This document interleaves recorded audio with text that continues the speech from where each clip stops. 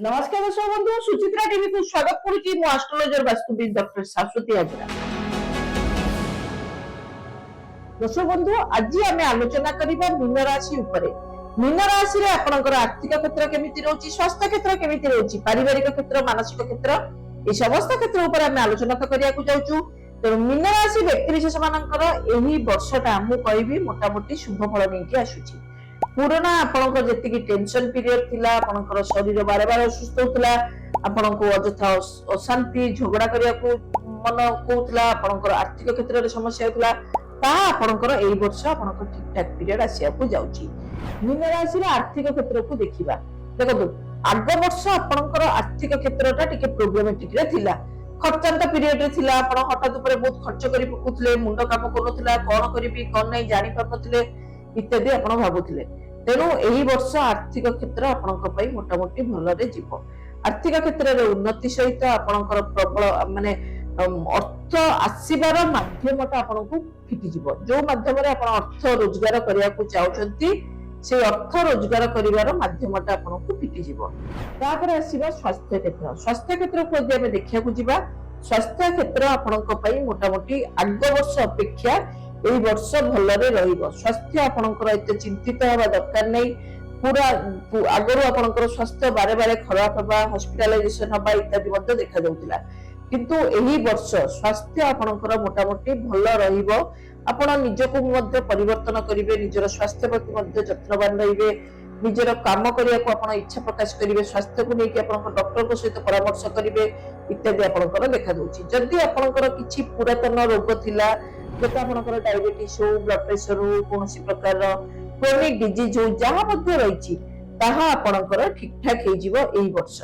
पारिवारिक क्षेत्र को जीवा, परिवार को देमे देखिया को जीवा, एही वर्ष आपनकर अप टू जून मास पर्यंत पारिवारिक स्थिति भलो नै, किंतु आपनकर जून परे परे पारिवारिक स्थिति ठीक हे जीवो।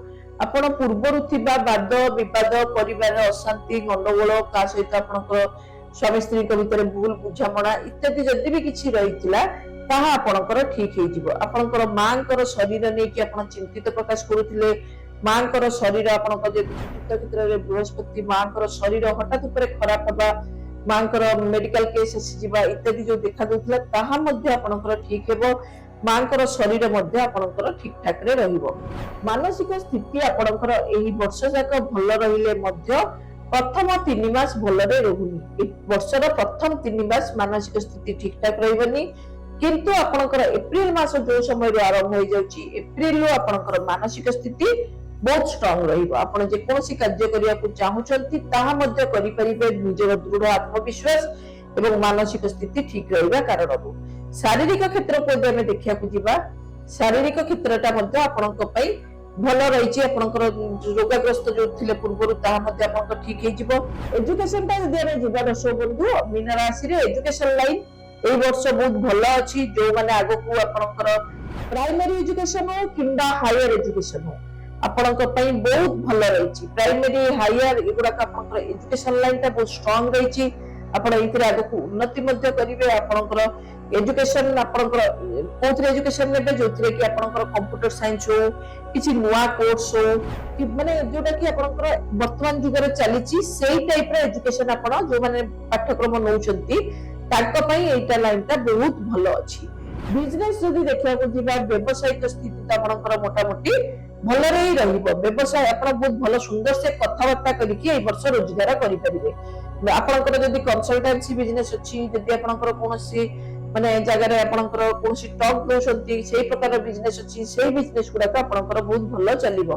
किंबा जो मानकर लुहा रिलेटेड बिजनेस, पेट्रोलियम कोनोसी प्रकार लुहा रिलेटेड बिजनेस होछि, सेही बिजनेस मध्ये बहुत भलो चलिबो।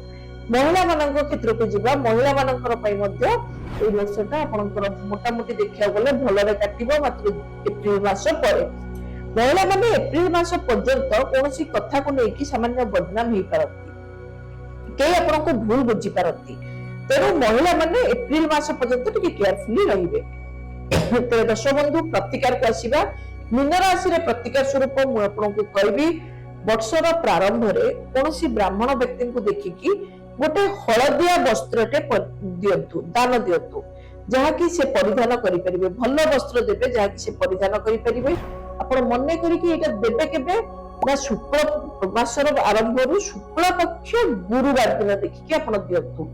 ଯଦି ଏଇଟା ଆପଣ ଦଉଛନ୍ତି ଶୁକ୍ଳ ପକ୍ଷ ଗୁରୁବାର ଦିନ ଦେଖିକି ଏବଂ କିଛି ତା ସହିତ କିଛି ଆପଣଙ୍କର ଖୁଚୁରା ପଇସା ତା ଛଡା କିଛି ହଳଦୀ, ଗୋଟା ହଳଦୀ ଇତ୍ୟାଦି ଯଦି ଆପଣ ଦାନ ଦଉଛନ୍ତି ସେଇଟା ଆପଣଙ୍କ ପାଇଁ ନିଶ୍ଚିନ୍ତ ଭାବରେ ବହୁତ ଭଲ ହେଇପାରିବ।